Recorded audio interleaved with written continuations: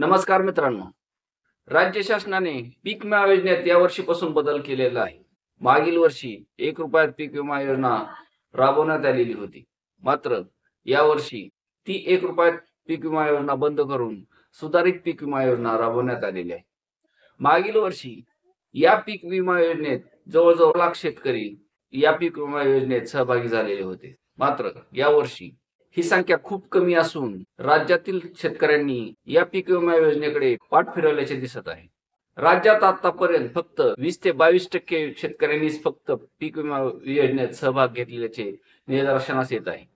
त्यामुळे आता फक्त 4 ते 5 दिवस या पीक विमा योजनेचे विमा भरण्याची तारीख राहिलेली असताना 30 ते 40% शेतकरी या पीक विमा योजनेत सहभाग होण्याची शक्यता निर्माण झाली आहे.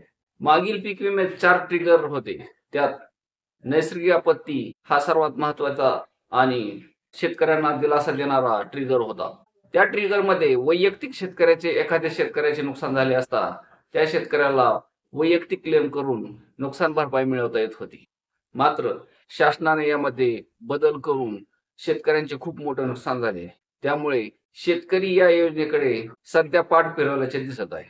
तसेच मागील वर्षीचा पीक विमा ही बऱ्याच जिल्ह्यात अद्यापपर्यंत वाटप झालेले नसल्याने त्याबाबतही राज्य शासनावर शेतकऱ्यांची नाराजी दिसत आहे. फक्त घोषणा करून किंवा निधी मंजूर करून चालत नाही, तर तो प्रत्यक्षात निधी शेतकऱ्याच्या खात्यावर ज्यावेळेस पडेल त्यावेळेसच त्या शेतकऱ्याला पीक विमा मिळाला असे वाटते. त्यामुळे शेतकऱ्यांनी मागीलच काही मिळाले नाही, त्यामुळे आता कशाला भरायचा असाही समज झालेला दिसतोय.